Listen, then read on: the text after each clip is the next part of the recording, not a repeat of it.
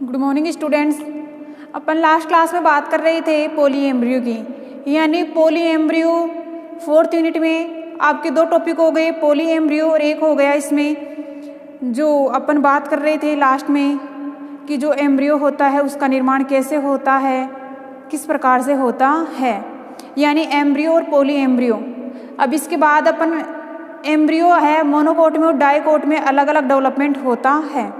उससे पहले अपन चर्चा करेंगे एंडोस्पर्म, क्योंकि अपने 3rd यूनिट में एंडोस्पर्म का निर्माण कैसे होता है और एम्ब्रियो का निर्माण कैसे होता है। जैसे अपन ने बात की थी मेल गैमेट और फीमेल गैमेट्स की अपन ने बात की थी, तो वहाँ पर जैसे पोलन ग्रेन के न्यूक्लियस सलियन होता है एक से, तो एम्ब्रियो का निर्माण होता है। अब एम्ब्रियो भी है मोनोकोट में और डाइकोट में अलग अलग विकसित होता है। उसके बाद आता है अगर एम्ब्रियो डेवलपमेंट हो रहा है एग से, उसको बोलते हैं पोली एम्ब्रियो। तो आज अपन पढ़ेंगे एंडोस्पर्म।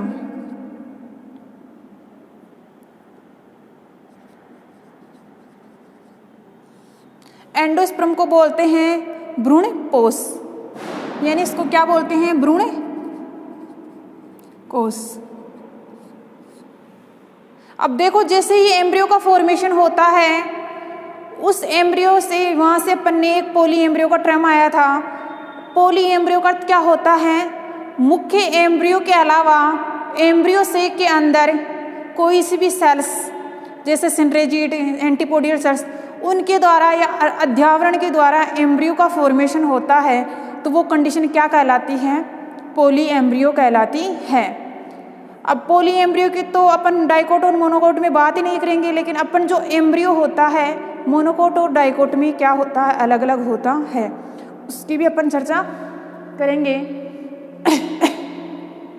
इससे पहले एक टर्म आया था कि जो एम्ब्रियो है उसी के साथ एंडोस्पर्म का फॉर्मेशन होता है।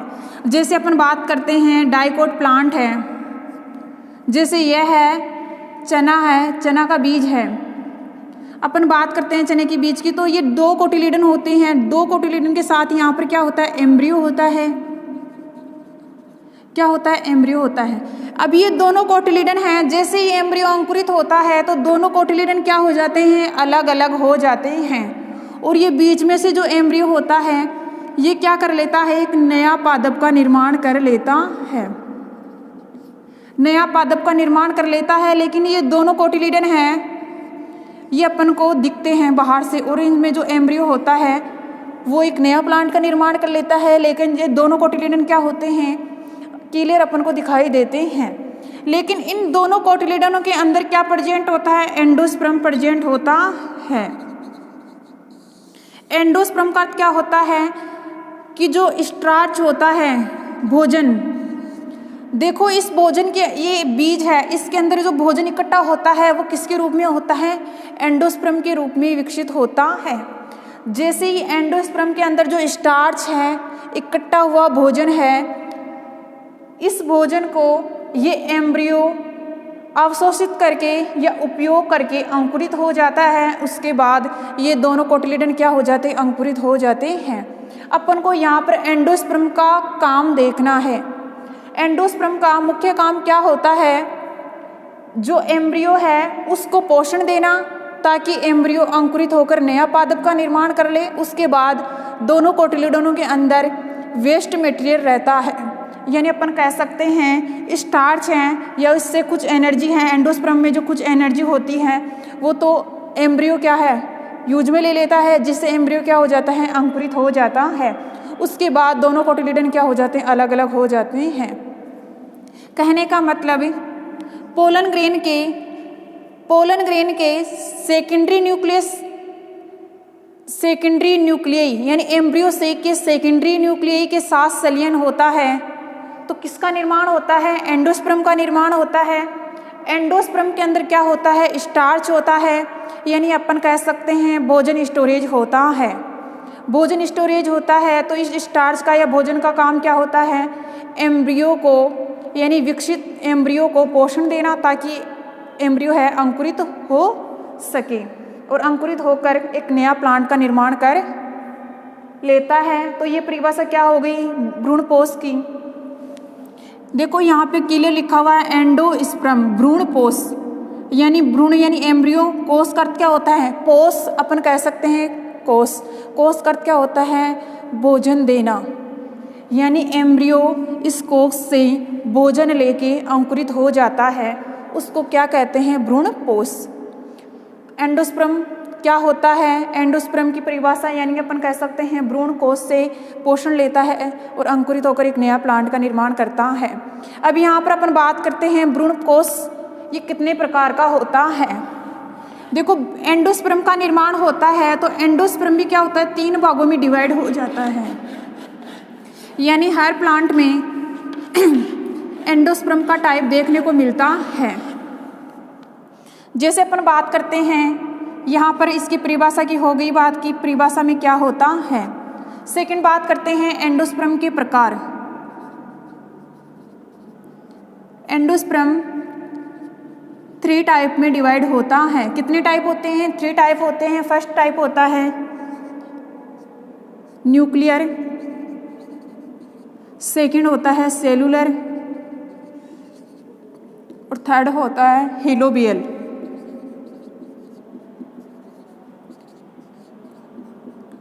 हिलोबियल। अब यहाँ पर अपन नॉर्मली बात करते हैं जो एंजियोस्पर्म प्लांट होते हैं, आवर्तबीजी प्लांट होते हैं, उनमें ये तीनों प्रकार के एम्ब्रियो यानी तीनों प्रकार के एंडोस्पर्म एक साथ प्रेजेंट होते हैं। यानी ये तीनों प्रकार के जो एंडोस्पर्म होते हैं ये किस में प्रेजेंट होते हैं? एंजियोस्पर्म में प्रेजेंट होते हैं। यानी अपन बात करते हैं एक बीज के अंदर ये तीनों प्रकार के एंडोस्पर्म देखने को मिलते हैं। कौन से प्लांटों में? एंजियोस्पर्म के जितने भी प्लांट हैं उनमें तीनों प्रकार के एंडोस्पर्म एक साथ देखने को मिलते हैं। लेकिन अपन जैसे ही नॉर्मल बात करते हैं अलग अलग प्लांटों में अलग अलग टाइप मिलता है। जैसे कुछ प्लांटों में न्यूक्लियर मिलता है, कुछ प्लांटों में मिलता है सेलुलर मिलता है, तो कुछ प्लांटों में मिलता है हिलोबियल। तो इस प्रकार अपन देखते हैं कि एंजियोस्पर्म का जो बीज होता है उसमें क्या ऐसी चीज होती है, ऐसा क्या मटेरियल होता है जिसकी वजह से ये तीनों एंडोस्पर्म यानी तीनों प्रकार एक साथ उत्पन्न होते हैं। तो सबसे पहले अपन इसके जो चित्र है उसके बारे में डायग्राम के अनुसार अपन समझेंगे कि एंजियोस्पर्म का जो बीज होता है उसमें ये तीनों प्रकार के एंडोस्पर्म हैं एक साथ ही विकसित कैसे होते हैं। तो अपन उसके बाद अपन बात करेंगे हर प्लांट में, यानी अपन एक एक को पढ़ेंगे। न्यूक्लियर एंडोस्पर्म, सेलुलर एंडोस्पर्म और हिलोबियल एंडोस्पर्म। हिलोबियल किस में होता है, न्यूक्लियर किस में होता है, सेलुलर किस में होता है। अलग अलग पौधों में अलग अलग प्रकार का एंडोस्पर्म मिलता है, लेकिन एंजियोस्पर्म मात्र ऐसे प्लांट होते हैं उनमें ये तीनों प्रकार के एंडोस्पर्म देखने को मिलते हैं। कौन सी कंडीशन में? एक साथ कंडीशन में। ठीक है, तो यहाँ पर अपन बात करते हैं एंजियोस्पर्म में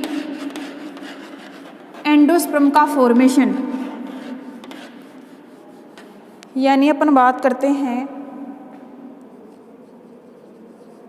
एंजियोस्पर्म में एंडोस्पर्म का फॉर्मेशन। सबसे पहले अपन बात करते हैं एंडोस्पर्म में इसमें एंजियोस्पर्म में एंडोस्पर्म का फॉर्मेशन कैसे होता है। सबसे पहले देखते हैं तो इसकी जो ओव्यूल होता है, बीजांड होता है, उसमें क्या कंडीशन होती है? प्राइमरी एंडोस्पर्म न्यूक्लियस होता है। प्राइमरी एंडोस्पर्म न्यूक्लियस होता है, उसके ऊपर क्या होता है? न्यूक्लियस होता है। ये कंडीशन होती है। इसी प्रकार एक दूसरी तरफ 2 कंडीशन देखने को मिलती हैं एक ही ओव्यूल में। एक ही ओव्यूल में 2 प्रकार की कंडीशन देखने को मिलती हैं और दोनों कंडीशनों से 3 प्रकार के एंडोस्पर्म का निर्माण होता है। किसमें? एंजियोस्पर्म में। और कंडीशन कौन सी होती है? एक ही साथ यानी एक ही टाइम में तीनों प्रकार के एक ही सीड में 2 कंडीशन होती हैं और दोनों से कितने एंडोस्पर्म का निर्माण होता है? 3। तो यहाँ पर अपन बात करते हैं एक कंडीशन तो ये रहती है, दूसरी कंडीशन रहती है इसमें जो ये न्यूक्लियस है ये यहाँ से टच रहता है एम्ब्रियो से और यहाँ पर क्या रहता है? ऊपर रहता है। अब इसके बाद अपन बात करते हैं जैसे ये डिवीजन करेगा, जैसे ये डिवीजन करते हैं तो इसको बोलते हैं प्राइमरी न्यूक्लियस।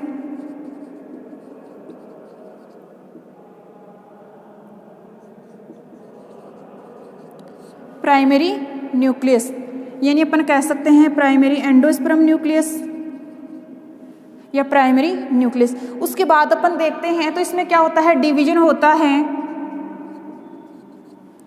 तो ये डिवीजन है, इसके अंदर जो ये ऊपर वाली कोशिका है, ऊपर वाला जो न्यूक्लियस है, ये डिवीजन करके क्या होता है, 2 भागों में डिवाइड हो जाता है। कितने भागों में डिवाइड हो जाता है, 2 भागों में डिवाइड हो जाता है। इसी प्रकार इसमें भी अपन बात करते हैं तो 2 प्रकार की कंडीशन होती है, एक तो इस प्रकार से डिवीजन करता है और दूसरा डिवीजन करता है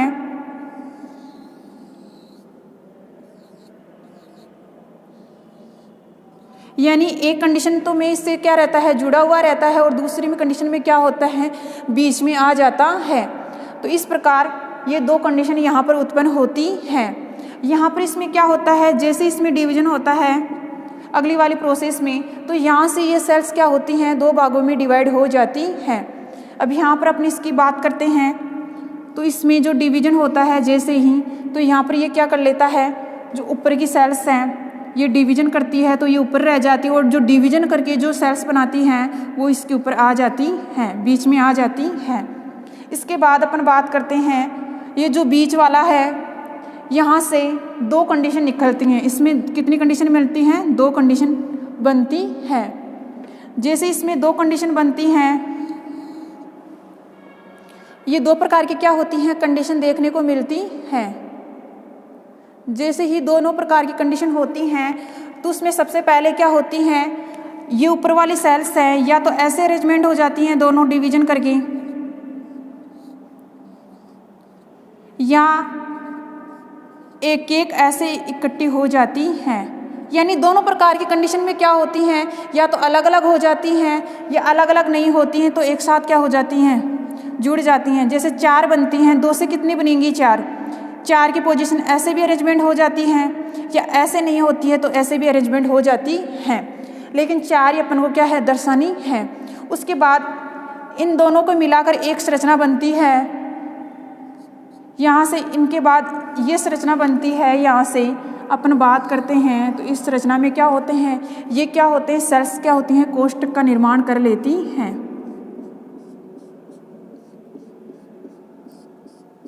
जैसे इस प्रकार के कोष्ठक का निर्माण कर लेती हैं, और जो एम्ब्रियो होता है वो बीच में चला जाता है, थोड़ा सा ऊपर चला जाता है। ये कंडीशन किसकी है, यहाँ से दोनों के बीच को मिलाकर अपन ने ये कंडीशन प्राप्त की। इस कंडीशन को कहते हैं अपन सेलुलर कहते हैं। कौन से नंबर की थी ये कंडीशन, 2nd नंबर की। उसके बाद अपन इस कंडीशन की बात करेंगे फर्स्ट की। तो इसमें फर्स्ट में क्या होता है, जैसे इसमें डिवीजन होते हैं तो ये क्या होते हैं, परिधि की तरफ इकट्ठे हो जाते हैं। जैसे ये न्यूक्लियस हैं, परिधि की तरफ क्या हो जाते हैं, इकट्ठे हो जाते हैं। जैसे ही परिधि की तरफ इकट्ठे हो जाते हैं, और यहाँ पर जो अंदर की कोशिका है ये भी क्या करके डिवीजन करके अपनी संख्या बढ़ा लेती है। तो इस प्रकार अपन यहाँ पे कह सकते हैं कि इनसे जो एम्ब्रियो का फॉर्मेशन होता है ये किस प्रकार होता है, इस प्रकार इसमें डबल लेयर का निर्माण होने लगता है।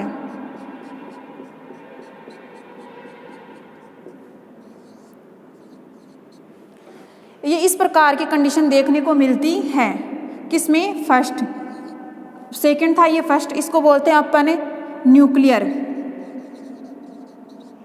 क्या बोलते हैं, न्यूक्लियर। जस्ट इसके नीचे आएगा, फर्स्ट के नीचे। उसके बाद इधर 3rd टाइप की अपन बात करते हैं तो इसमें जैसे इसमें डिवीजन होगा तो इसके अंदर जो ये न्यूक्लियस हैं ये क्या करेंगे, परिधि की तरफ इकट्ठे हो जाते हैं, और बीच में क्या रह जाता है, स्पेस रह जाता है। जैसे यहाँ पर तो स्पेस नहीं रहा, इसमें भी स्पेस नहीं रहा, लेकिन इसमें जो स्पेस रह जाता है उसको क्या कहते हैं, लेकिन जो ये ऊपर का जो सेल्स होती हैं ये ऊपर अरेंजमेंट हो जाती हैं डिवीजन करके, और बीच में क्या रह जाता है, स्पेस रह जाता है। यानी इस प्रकार की कंडीशन देखने को मिलती है। यानी अपन यहाँ पे कह सकते हैं हीलोबियल।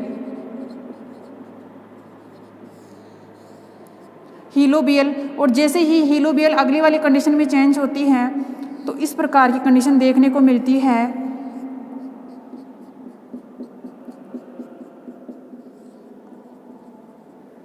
यानी इस प्रकार के, यानी बीच में क्या दिखता है, हिलोबियल।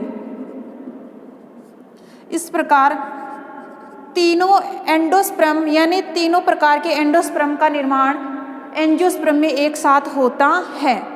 सबसे पहले क्या होता है, अपन बात करते हैं कि जो प्राइमरी एंडोस्पर्म न्यूक्लियस सेल है, देखो एक ही बीज में दो कंडीशन होती हैं और दोनों कंडीशन से तीनों प्रकार के एंडोस्पर्म का क्या होता है, फॉर्मेशन होता है। किसमें, एंजियोस्पर्म में। अपन यहाँ पे एंजियोस्पर्म की बात कर रहे हैं। एंजियोस्पर्म में तीनों प्रकार एक साथ कैसे डेवलप होते हैं। डेवलप होने के लिए दो कंडीशन चाहिए इनको। सबसे पहले कंडीशन होती है, इसमें जो एक न्यूक्लियस होता है एम्ब्रियो से टच रहता है फर्स्ट कंडीशन में तो, और इसमें क्या रहता है, एम्ब्रियो से टच नहीं रहता है, ऊपर क्या रहता है, ऊपर चला जाता है। अब यहाँ पर अपन बात करते हैं तो ये ऊपर वाला डिवीजन करेगी, ऊपर वाले सेल से ये डिवीजन करेगी। डिवीजन करेगी तो एक से कितनी संख्या बनेगी, 2। यहाँ पर एक तो इससे टच रह जाएगी दोनों कंडीशन में, और एक क्या रह जाएगी, ऊपर की तरफ चली जाएगी। यानी अपन कह सकते हैं अपनी संख्या बढ़ाकर 2 हो जाएंगी। 2 में एक तो क्या एम्ब्रियो के पास आ जाएगी, इधर ये भी क्या है, एम्ब्रियो के पास है, और एक क्या है, ऊपर की तरफ है। जैसे अपन बात करते हैं यहाँ पर इस कंडीशन की, यहाँ पे अपन सेकंड कंडीशन की बात करते हैं तो ये सेकंड कंडीशन से क्या होता है, ये सेकंड कंडीशन इसमें क्या है, थोड़ा सा ऊपर की तरफ है और एक एम्ब्रियो से क्या है, टच है। यहाँ पर 2 कोशिकाएं हैं, दोनों डिवीजन करेंगे तो 4 कोशिकाएं बनाएंगी, और इन चारों कोशिकाओं का अरेंजमेंट 2 प्रकार से हो सकता है। या तो 4 कोष्ठों के अंदर हो सकता है, या चारों एकांतर क्रम में हो सकते हैं, एक के ऊपर एक, सेकंड, थर्ड, ऐसे 4 क्रम वाई क्रम हो सकती हैं, या चारों एक कोष्ठक में हो सकती हैं। उसके बाद क्या है, एम्ब्रियो है, उसके बाद क्या है, एम्ब्रियो है। यानी चारों का जो अरेंजमेंट होता है वो 2 प्रकार से हो सकता है। यहाँ पर जैसे ही दोनों का अरेंजमेंट होता है, लेकिन दोनों अरेंजमेंटों को मिला करके अपन ये स्ट्रक्चर प्राप्त होती हैं। यानी ये बीच में जो ये न्यूक्लियस हैं 4, ये डिवीजन करके अपनी संख्या बढ़ा लेते हैं। एक कंडीशन में इतनी संख्या बढ़ जाती है कि जो एंडोस्पर्म होता है उसके अंदर क्या होता है, पूरी तरह से क्या हो जाता है, पैकिंग हो जाता है, और उसके अंदर सिर्फ क्या कंडीशन देखने को मिलती है, सिर्फ क्या रहता है, एंजियोस्पर्म रहता है। यानी कहने का मतलब ये न्यूक्लियस क्या करेंगे, डिवीजन करेंगे। जैसे ही डिवीजन करेंगे तो इनकी संख्या क्या हो जाएगी, अधिक हो जाएगी। जैसे ही अधिक हो जाएगी तो पूरा का पूरा एंडोस्पर्म क्या हो जाता है, परिपक्व हो जाता है, और उसके अंदर सिर्फ क्या देखने को मिलता है, एम्ब्रियो ही देखने को मिलता है। यानी पूरी तरह से बीज क्या हो जाता है, ठोस हो जाता है, और सिर्फ उसके अंदर क्या रहता है, एम्ब्रियो ही रहता है। उस एंडोस्पर्म के प्रकार को बोलते हैं सेलुलर। क्या बोलते हैं, सेलुलर। इसी प्रकार अपन फर्स्ट की बात करते हैं। फर्स्ट में ये क्या होता है, ऊपर की तरफ, अब ये ऊपर है न्यूक्लियस है, ये क्या करेगा, डिवीजन करेगा, और डिवीजन करके परिधि की तरफ क्या कर लेगा, अपनी संख्या बढ़ाता रहता है। देखो यहाँ पर परिधि की तरफ क्या है, अपनी संख्या बढ़ा रहा है। इसी प्रकार बीच में नीचे की तरफ क्या है, न्यूक्लियस है, यानी एम्ब्रियो है। अब ये एम्ब्रियो क्या करेगा, वृद्धि करेगा, और वृद्धि करके जो ये साइड वाली हैं परिधि की तरफ जो न्यूक्लियस हैं, ये वृद्धि करके क्या अंदर की तरफ धसेंगी, यानी अंदर की तरफ जो खाली जगह है उसको धीरे धीरे क्या करती रहती हैं, भरती रहती हैं। इसको बोलते हैं न्यूक्लियर। यानी परिधि से जो न्यूक्लियस हैं वो वृद्धि करके अंदर की तरफ आते हैं, जिससे जो बीच वाला गैप है ये क्या होता है, भर जाता है। देखो परिधि की तरफ हैं तो परिधि वाले न्यूक्लियस से तो डिवीजन करेंगे, लेकिन डिवीजन करके जो बीच में खाली जगह है वहाँ पर ये न्यूक्लियस डिवीजन करके संख्या बढ़ा करके यहाँ बीच में आ जाते हैं, जिससे एम्ब्रियो से के ऊपर कोई खाली जगह नहीं रहती है। इस कंडीशन को क्या कहते हैं, न्यूक्लियर। का अर्थ क्या होता है, परिधि की तरफ न्यूक्लियर होते हैं जो धीरे धीरे सेंटर में आते हैं वृद्धि करते हुए। यहाँ पर ऐसी कोई कंडीशन नहीं थी। अब थर्ड कंडीशन होती है, न्यूक्लियर से क्या होती है, मिलती जुलती होती है। अब यहाँ से अपन बात करते हैं कि जो ये ऊपर वाली जो सेल्स होती हैं ये डिवीजन करती हैं, लेकिन डिवीजन करती हैं एंडोस्पर्म के बाहर। कहाँ पर करती हैं, एंडोस्पर्म के बाहर। देखो यहाँ पर ये डिवीजन करती है, और डिवीजन करके किसका निर्माण करती है, एंडोस्पर्म के बाहर किसका निर्माण करती हैं, कोशिकाओं का निर्माण करती है, जिसको अपन एक तरह से कह सकते हैं कवच होता है, जिसको अपन बोलते हैं छिलका। यानी अपन यहाँ से जो ऊपर सेल्स वाली यानी हिलोबियल कंडीशन होती है, हिलोबियल एंडोस्पर्म होता है, उस एंडोस्पर्म के ऊपर एक आवरण होता है। तो यहाँ पर अपन बात करते हैं जो ऊपर की तरफ सेल्स होती है ये एंडोस्पर्म के बाहर की तरफ कवच का निर्माण करती हैं और ये अंदर वाली जो न्यूक्लियस होती है ये परिधि की तरफ निर्माण करती हैं। अब यहाँ पर एक कंडीशन लागू होती है कि ये परिधि की तरफ जो न्यूक्लियस हैं ये डिवीजन तो करते हैं लेकिन इस बीच वाले गैप में नहीं आते हैं, बीच वाले गैप में नहीं आते हैं। कहने का मतलब जो बीच वाला गैप है ये खाली रहता है, इसलिए इसका नाम क्या है, हेलोबियल। इसको हिंदी में कहते हैं चूसांक भी कहते हैं। यानी ये बीच में से पूरा क्या रहता है, खोखला रहता है। तो तीनों में अपन को मेन डिफरेंस का पता होना चाहिए। न्यूक सेलुलर होते हैं, जितने भी सेलुलर प्रकार के एंडोस्पर्म होते हैं उसमें सिर्फ एम्ब्रियो ही रहता है और पूरी तरह से वो ठोस रहता है बीज। उसके बाद सेकंड की अपन बात करते हैं, ये पूरी तरह से परिधि की तरफ रहता है लेकिन धीरे धीरे सेंटर में आ जाता है, यानी इनसे थोड़ा सा गैप क्या रहता है, कम रहता है। लेकिन इससे ज़्यादा गैप रहता है इसमें थर्ड में क्या होता है, बीच में पूरी तरह से क्या रहता है, खाली रहता है। यानी इसलिए इसका नाम क्या रख दिया, हेलोबियल। हेलो का अर्थ क्या होता है, होलो से होता है, होलो का अर्थ क्या होता है, खोखला। तो इससे रिलेटेड है। तो इस प्रकार के तीनों प्रकार के एंजियोस्पर्म में देखने को मिलते हैं। नेक्स्ट क्लास में अपन बात करेंगे एक एक एंडोस्पर्म के बारे में, जैसे न्यूक्लियर एंडोस्पर्म है, कोशिकीय एंडोस्पर्म है, हेलोबियल एंडोस्पर्म है। इनका निर्माण कौन कौन से पादपों में होता है। कुछ पादप अपवाद भी होते हैं, जैसे अपन बात करते हैं न्यूक्लियर एंडोस्पर्म मोस्टली जो कोकोनट होता है, नारियल होता है, उसमें देखने को मिलता है। जैसे न्यूक्लियर की अपन बात करते हैं तो ये सेकंड प्रकार का जो न्यूक्लियर है, फर्स्ट प्रकार का जो न्यूक्लियर है, इस प्रकार की कंडीशन कौन से प्लांट में देखने को मिलती है, कोकोनट में यानी नारियल में देखने को मिलती है। क्योंकि नारियल क्या होता है, बीच में से क्या होता है, खोखला होता है और चारों तरफ क्या होता है, कवच रहता है। यानी ऐसी पोजीशन होती है, बीच में से क्या रहता है, खोखला रहता है और उस खोखले के अंदर क्या रहता है, दूध या पानी रहता है वाइट कलर का। कोकोनट में चारों तरफ क्या होता है, कवच रहता है और जैसे ही कवच के अंदर क्या रहता है, दूध या पानी रहता है। और ये दूध या पानी क्या होता है, धीरे धीरे अपन बोल सकते हैं कच्चा नारियल के अंदर पानी होता है और कच्चा नारियल जैसे ही ये धीरे धीरे दूध या पानी है अवशोषित कर लेता है तो उसके बाद ये बित्ती क्या हो जाती है, मोटी हो जाती हैं। यानी वो दूध या पानी धीरे धीरे किस में चेंज हो रहा है, मोटी बित्ती बनाने में। तो इसका मतलब ये न्यूक्लियर एंडोस्पर्म की पोजीशन किस में देखने को मिलती है, सबसे अच्छा एग्जाम्पल है कोकोनट में।